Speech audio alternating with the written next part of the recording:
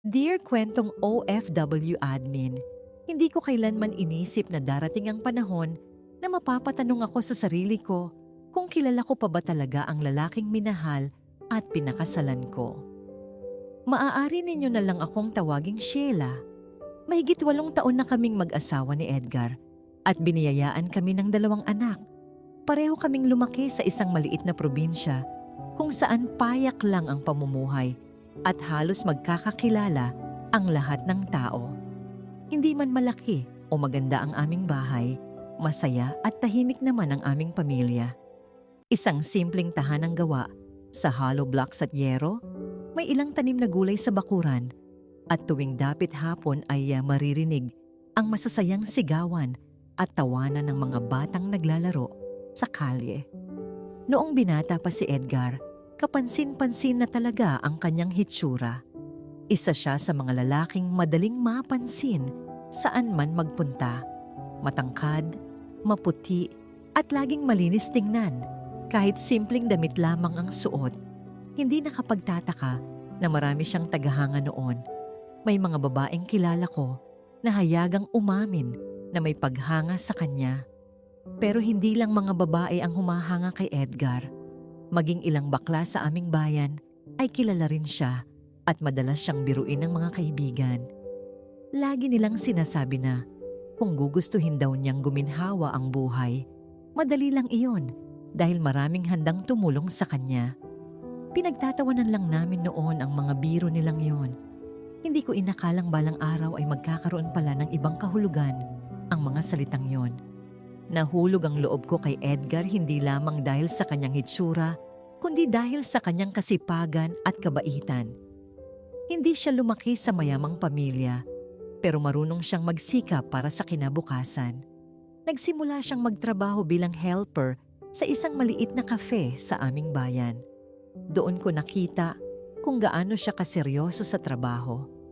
Kahit pagod sa maghapong trabaho, hindi niya nakakalimutang bigyan ako ng oras at iparamdam ang kanyang pagmamahal. Makalipas ang 2 taon ng aming relasyon, nagpasya kaming magpakasal. Hindi man enggrande ang aming kasal, sapat na sa amin ang simpleng seremonya na puno ng pagmamahalan at pangarap. Hanggang ngayon, sariwa pa rin sa alaala ko ang pangako niyang hinding-hindi niya hahayaang habang buhay kaming mamuhay. Sa hirap at gagawin niya ang lahat para magkaroon ng magandang kinabukasan ng aming mga anak. Pagkaraan ng ilang taon, biniyayaan kami ng 2 anak. Ngunit habang sila ay lumalaki, unti-unti ring dumami ang aming mga responsibilidad. Halos buwan-buwan ay tumataas ang presyo ng mga bilihin. Kailangan naming isipin ang gatas, pagkain, gastusin sa paaralan, at mga gamot tuwing nagkakasakit ang mga bata. Kahit gaano ako magtipid at mag-budget ng pera, pakiramdam ko ay kulang pa rin ang lahat. Si Edgar naman ay halos wala ng pahinga sa paghahanap ng pagkakakitaan. Ngunit sa kabila ng kanyang pagsisikap, hindi pa rin sapat ang kinikita niya para matustusan ang lahat ng aming pangangailangan. Madalas ko siyang makita sa gabi na tahimik na nakaupo sa labas ng bahay. Tila malalim ang iniisip. Hindi siya sanay magkwento ng kanyang mga problema. Pero bilang asawa, ramdam kong pasan niya ang mabigat na responsibilidad kung paano niya mabibigyan ng mas magandang buhay ang aming pamilya. Isang gabi, habang tulog na ang mga bata, sinabi niya sa akin na may kakilala siyang nagre-recruit papuntang Dubai. May opening daw bilang barista sa isang cafe sa loob ng hotel. Mas mataas ang sahod kumpara sa kinikita niya sa probinsya. Hindi agad ako sumagot.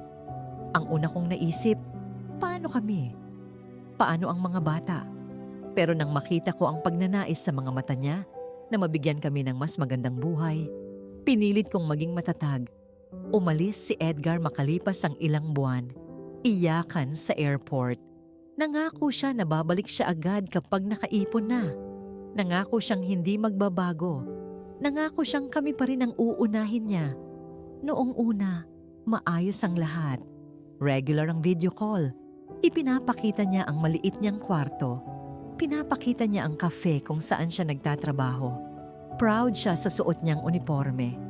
Masaya siya kapag sinasabi kong nakabili na kami ng bagong electric fan dahil sa padala niya.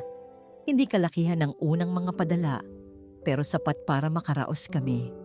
Sa probinsya naging usap-usapan si Edgar. May nagsasabing swerte ko raw dahil gwapo at nasa abroad pa ang asawa ko. May iba namang biro ng biro na siguraduhin ko raw na bantayan ko ang mister ko dahil maraming tukso sa ibang bansa. Ngumingiti lang ako. Buo ang tiwala ko sa kanya noon. Hindi ko naisip na ang layo pala ay hindi lang nasusukat sa kilometro. Habang tumatagal, napapansin kong mas lumalaki ang padala niya. Mas malaki sa inaasahan ko para sa isang barista. Nagsimula kaming makapag-ipon. Nakapagpatayo kami ng maliit na paupahan sa tabi ng bahay. Nakapagbukas ng sari-sari store. Lahat iyon dahil sa kanya. Masaya ako. Proud ako. Iniisip ko, ito na ang simula ng pag-angat namin. Pero may mga gabing hindi ko maipaliwanag kung bakit parang may kakaiba.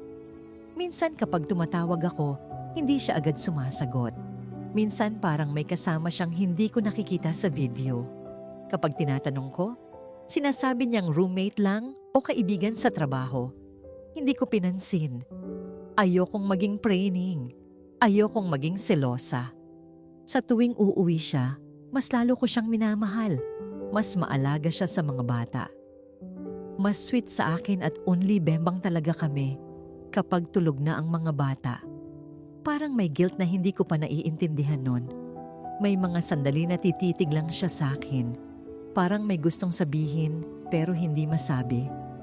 Hindi ko alam na ang pag-alis niya papuntang Dubai ang magbubukas ng pinto sa isang katotohanang hindi ko kayang isipin noon. Hindi ko alam na darating ang araw na maririnig ko mula mismo sa bibig niya ang isang pag-amin na babago sa tingin ko sa kanya bilang asawa, bilang ama, at bilang lalaking inakala kong lubos kong kilala. Pagkatapos ng halos 1 taon ni Edgar sa Dubai, doon ko mas naramdaman ang pagbabago. Hindi sa ugali niya agad, kundi sa sitwasyon namin. Kung noong una sapat lang ang padala niya para sa mga bayarin, tuition at pagkain, biglang parang mas mabilis ang pag-angat namin kaysa sa inaasahan ko. 1 buwan, nagpadala siya ng halagang hindi ko pa nahahawakan dati. Sabi niya, may overtime raw sila at may tips dahil marami raw foreign guests. Tinanggap ko ang paliwanag. Wala naman akong basehan para magduda. Hindi ko alam ang sistema sa Dubai. Hindi ko alam kung magkano ba talaga kinikita ng isang barista sa hotel. Doon nagsimula ang paupahan. Maliit lang sa una, 4 na pinto. Pero mabilis na natapos ang construction dahil tuloy-tuloy ang pera. Sumunod ang sari-sari store na pinalawak namin. Tapos may proposal pa siya na magtayo ng maliit na coffee stall sa bayan gamit ang natutunan daw niya sa cafe sa Dubai. Parang napakabilis ng lahat. Ang mga kapitbahay, bilib na bilib sa amin. Sinasabi nilang sipag at swerte ang puhunan namin. Pero sa likod ng mga papuri, may mga bulong. May nagsabi sa akin minsan, habang bumibili sa tindahan, ang bilis naman ng asenso niyo, Sheila. Sigurado ka bang barista lang talaga trabaho ng mister mo doon? Ngumiti lang ako. Hindi ko pinatulan. Pero sa loob ko, may maliit na butil ng tanong na hindi ko mapigilan. Habang tumatagal, napapansin ko rin ang pagbabago sa routine ng tawag niya. Dati halos araw-araw ang video call. Ngayon may mga araw na chat lang. Kapag tumatawag ako bigla, minsan hindi niya sinasagot. Kapag sinasagot niya, parang laging nasa labas o nasa sala ng isang maayos na apartment na hindi ko pa nakikita dati. Hindi na yun yung maliit na kwarto na ipinakita niya nung unang buwan niya roon. Tinanong ko siya minsan kung lumipat ba siya ng tirahan. Sabi niya, oo raw. Mas maayos na place kasama ang isang kababayan. Mas komportable, mas tahimik. Hindi ko na masyadong inusisa. Ang nasa isip ko, mabuti na rin yun. Mas maayos na tirahan, mas maayos na kalagayan. Pero may isang gabi na hindi ko makalimutan. Tumawag siya sa video. Masaya ang mga bata dahil makikita nila ang tatay nila. Habang kausap niya ang panganay namin, may narinig akong boses sa likod niya. Malalim ang boses. Hindi tunog katrabaho sa kafe. Parang mas may edad. Nang mapansin ni Edgar na napalingon ako, mabilis niyang in-off ang camera at sinabi na mahina raw ang internet. Hindi ko agad yun pinansin, pero buong gabi akong hindi nakatulog. Nung sumunod na buwan, mas malaki na naman ang pumasok na padala sa account ko. Sapat para mabayaran ng lupa sa tabi ng paupahan. Sapat para masabi ng pamilya ko na sinuwerte talaga ako sa asawa. Nung sumunod na bakasyon niya, ibang Edgar ang umuwi. Mas maayos ang pananamit, mas confident, sobrang bango. Mas parang sanay sa ibang klase ng buhay. Hindi ko maipaliwanag, pero may aura siyang bago. Hindi na siya yung simpleng lalaking nakilala ko sa probinsya. May dala siyang branded na relo. May pasalubong na hindi ko alam kung saan niya nabili. Isang gabi, habang tulog na ang mga bata, tinanong ko siya ng diretsyo, "Edgar, sapat ba talaga ang sweldo mo doon para sa lahat ng ito?" Hindi siya agad sumagot. Tumitig lang siya sa mesa, tapos ngumiti. Sabi niya, "May tumutulong lang sa akin dito. Kaibigan." Mabait siya. Kaibigan. Iyon lang ang sinabi niya. Hindi ko alam kung bakit, pero mas kinabahan ako sa salitang yon kaysa kung sinabi niyang may extra work siya. Sino ang kaibigang ganoon kabait? Yung tutulong magpaangat ng buhay ng pamilya mo ng ganito kalaki? Ilang linggo matapos siyang bumalik sa Dubai, mas lalo pang lumaki ang padala. Nakabili kami ng second-hand na sasakyan para sa negosyo. Nakapagpa-renovate ng bahay. Parang bawat duda ko, tinatabunan ng ginhawa. Pero habang lumalaki ang pera, lumalaki rin ang distansya. May mga pagkakataon na hindi na siya tumatawag kapag gabi. Kapag tinatanong ko kung bakit, sinasabi niyang pagod lang. Minsan may kuha siya ng litrato sa isang restaurant na hindi pangkaraniwan. May kasama siyang hindi niya ipinapakita ng buo. May braso lang sa gilid ng frame. Minsan kamay, minsan anino. Hanggang isang araw, may nag-message sa akin sa Facebook. Isang kababayan daw sa Dubai. Hindi ko siya kilala.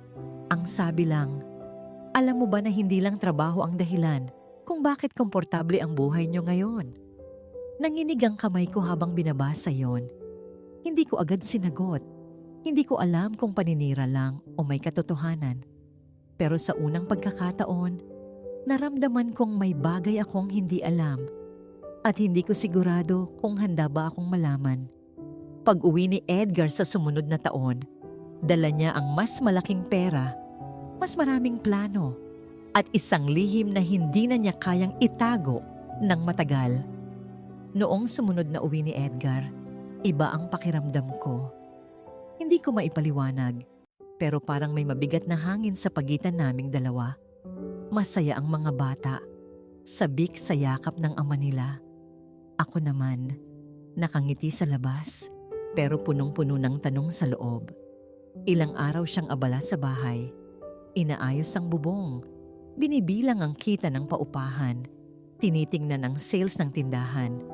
Para siyang isang responsableng ama na gustong siguraduhin na maayos ang lahat bago siya bumalik sa Dubai. Pero tuwing nagkakasalubong ang mga mata namin, may kung anong hindi niya masabi. Isang gabi, matapos matulog ang mga bata, tahimik kaming dalawa sa sala. Ako ang naunang nagsalita. "Edgar, may gusto ka bang sabihin sa akin?" Matagal siyang hindi sumagot. Nakatingin lang siya sa sahig. Tapos huminga ng malalim. "Sheila, may kailangan akong aminin." Sa sandaling yon, parang narinig ko na ang tibok ng puso ko sa tenga ko. Handa akong marinig na may ibang babae siya. Handa akong masaktan sa normal na paraan na naiintindihan ko. Pero hindi iyon ang sinabi niya. "May nagkagusto sa akin sa Dubai, isang gay professional. At magkasama na kami sa iisang bahay. Parang tumigil ang oras. Hindi ko agad naintindihan. Akala ko roommate lang, pero hindi ganoon ang tono niya. Hindi lang siya basta kasama sa bahay, dagdag niya. Nagkaroon kami ng relasyon. Hindi ko alam kung ano ang unang naramdaman ko. Galit ba? Pagkagulat? Hiya? O pagkadurog? Tinitigan ko siya. Pareho pa rin ang mukha. Pareho pa rin ang lalaking minahal ko. Pero parang may bahagi sa kanya na hindi ko kailanman nakita. Doktor siya, sabi niya. Matagal na siyang nandoon. Mabait siya. Siya ang tumulong sa akin nung nahirapan ako sa umpisa. Siya ang tumulong para makalipat ako sa mas maayos na tirahan. Siya ang tumutulong sa atin. Doon ko naintindihan ang lahat. Ang sobrang padala. Ang mabilis na pag-angat. Ang mga litrato sa restaurant. Ang mga gabing hindi siya makatawag. Parang may malamig na tubig na ibinuhos sa buong katawan ko. Minahal mo ba siya? Tanong ko. Halos pabulong. Hindi siya agad sumagot. Ilang segundo na parang ilang taon. Hindi ko alam. Sagot niya. Iba siya sa'yo. Iba ang pakiramdam. Hindi ko kayang ipaliwanag. Iba. Paano naging iba? Ano ang kulang sa akin? Ano ang meron doon na wala ako? Bading ka ba? Diretsahan kong tanong. Hindi ko alam kung saan ko nakuha ang lakas ng loob. Umiling siya agad. Hindi ko alam, Sheila. Hindi ko iniisip na ganun ako. Hindi ko hinanap. Nangyari lang. Nangyari lang. Napakadaling sabihin ng mga salitang yon kapag hindi ikaw ang nasasaktan. May dalawa tayong anak, sabi ko. May pamilya tayo. Totoo, sagot niya. At hindi ko kayo kayang iwan. Mahal ko kayo. Mahal kita. Doon ako mas lalong nalito. Paano niya nasasabi na mahal niya ako habang umaamin siyang may relasyon siya sa ibang lalaki? Hindi siya nagkulang sa pera. Hindi siya nagkulang sa responsibilidad. Pero nagkulang siya sa katapatan. Inamin niya na matagal na silang magkasama ng doktor. Hindi raw siya pinilit. Naging malapit lang sila dahil pareho silang mag-isa sa ibang bansa. Naging sandalan daw niya ito. Hanggang sa lumalim. Alam ba niya na may pamilya ka? Tanong ko. Oo, sagot niya. Alam niya lahat. Parang mas masakit yun. Alam ng ibang tao ang detalye ng buhay namin habang ako, ang asawa, ang huling nakaalam. Hindi ako sumigaw. Hindi ako nanampal. Hindi ako nagwala. Tahimik lang akong umiiyak sa harap niya. Hindi ko alam kung paano iproseso ang naririnig ko. Sa isip ko, mas madali pa sigurong tanggapin kung babae ang karelasyon niya. Mas may pattern, mas may paliwanag sa mundo na kinalakihan ko. Pero ito, hindi ko alam kung saan ko ilalagay ang sakit. Bakit mo sinabi ngayon? Tanong ko. Hindi ko na kayang magsinungaling sa'yo, sagot niya. At ayokong manggaling sa iba ang marinig mo. Naalala ko ang nag-message sa akin sa Facebook. Siguro totoo nga. Anong plano mo? Tanong ko. Tumahimik siya. Hindi ko alam, sagot niya ulit. Iyon ang pinaka nakakatakot. Hindi niya alam. Hindi niya alam kung hihiwalayan niya ako. Hindi niya alam kung iiwan niya ang ka-live-in niya doon. Hindi niya alam kung ano talaga siya. Pero malinaw ang isang bagay. May dalawa siyang mundo. At pareho niyang ayaw pakawalan. Noong gabing yon, magkatabi kaming natulog. Pero parang may pader sa pagitan namin. Hindi ko alam kung mas masakit ang lokohin ka ng babae o ang marinig mula sa asawa mong may relasyon siya sa kapwa lalaki at hindi niya rin maintindihan ang sarili niya. Sa unang pagkakataon, natakot akong isipin ang kinabukasan ng pamilya namin. Hindi dahil sa pera, kundi dahil hindi ko na sigurado kung sino ang lalaking katabi ko sa kama. Pagkatapos ng pag-amin ni Edgar, hindi na naging pareho ang mga araw sa bahay. Hindi siya umalis agad. Ilang linggo pa siyang nanatili para makasama ang mga bata, para ayusin ang mga papeles ng negosyo, Para bang may gusto siyang patunayan na responsable pa rin siyang ama. Pero sa bawat ngiti niya, sa bawat yakap niya sa mga anak namin, may anino na akong nakikita. Hindi na ako galit sa paraan na sumisigaw. Mas nakakapagod pala ang tahimik na pag-iisip. Sinubukan naming mag-usap ng mas maayos. Tinanong ko siya kung ano ba talaga ang nararamdaman niya. Kung bakla ba siya? Kung bisexual ba siya? Kung ako ba ay naging sapat na asawa?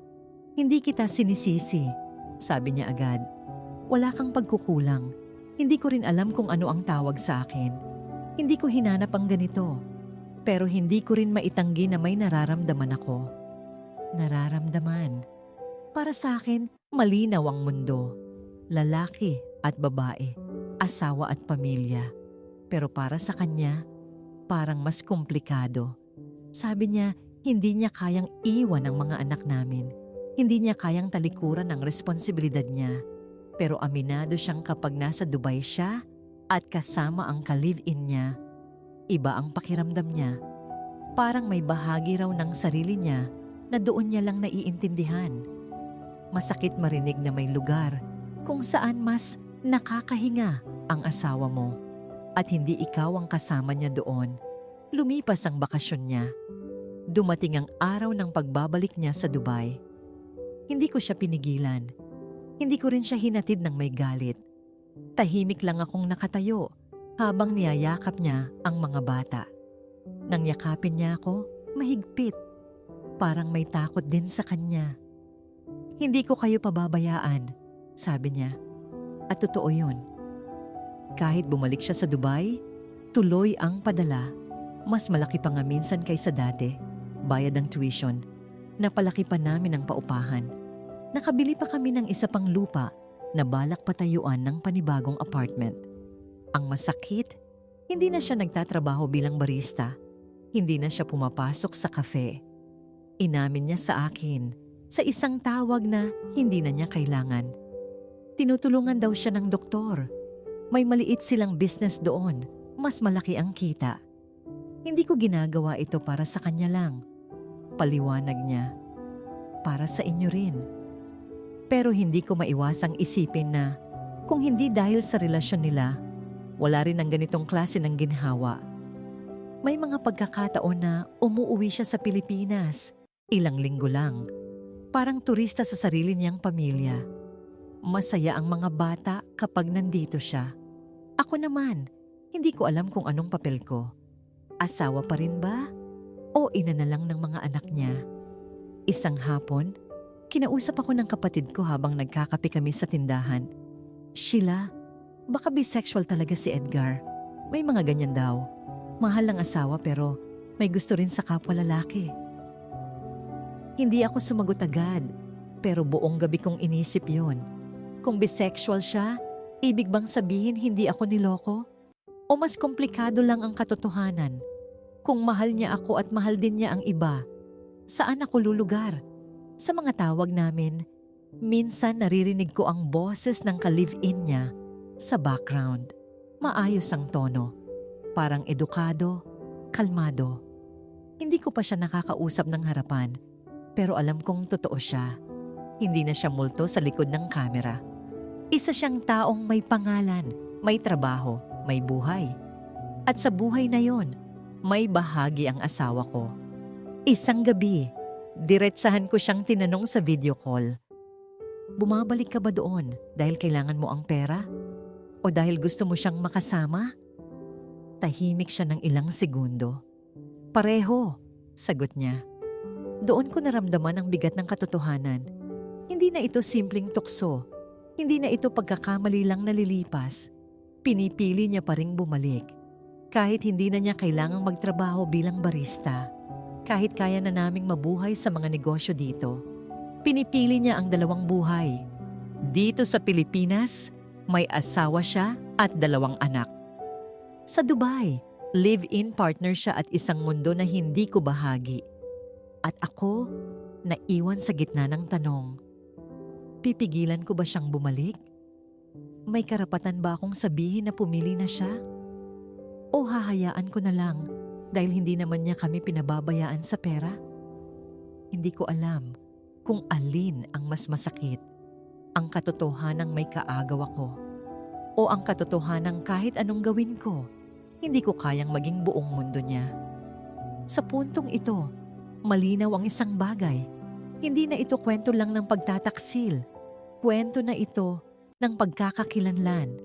At hindi ko alam kung hanggang saan ang kaya kong tanggapin. Ngayon, ilang taon na ang lumipas mula noong gabing umamin si Edgar sa akin. Hindi na bago ang katotohanan. Masakit pa rin. Pero hindi na ako nabibigla kapag naiisip ko ang dalawa niyang buhay. Sa papel, maayos ang lahat. Bayad ang tuition ng mga bata.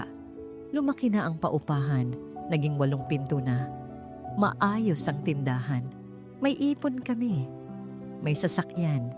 Kung pera lang ang pag-uusapan, hindi ako maaaring magreklamo. Maraming pamilya ang nangangarap ng ganitong klase ng seguridad. Pero tuwing gabi, kapag tahimik na ang bahay at tulog na ang mga bata, doon ko nararamdaman ang kakulangan. May asawa ako, pero parang wala. May lalaking nakapangalan sa akin, pero hindi ko alam kung ako pa rin ba ang pinipili niya. Hindi na siya nagtatrabaho bilang barista. Hindi na niya kailangang magpakapagod sa kafe. May negosyo sila ng partner niya sa Dubai. Mas malaki ang kita. Mas maayos ang buhay niya roon. At kahit kaya na naming mabuhay sa kinikita ng mga negosyo dito sa Pilipinas, bumabalik-balik pa rin siya sa Dubai. Hindi dahil kailangan, kundi dahil gusto niya. Isang beses, habang nandito siya sa Pilipinas, tinanong ko siya ng tahimik lang, "Edgar, kung pipiliin kita na wag nang bumalik doon, pipiliin mo ba kami?"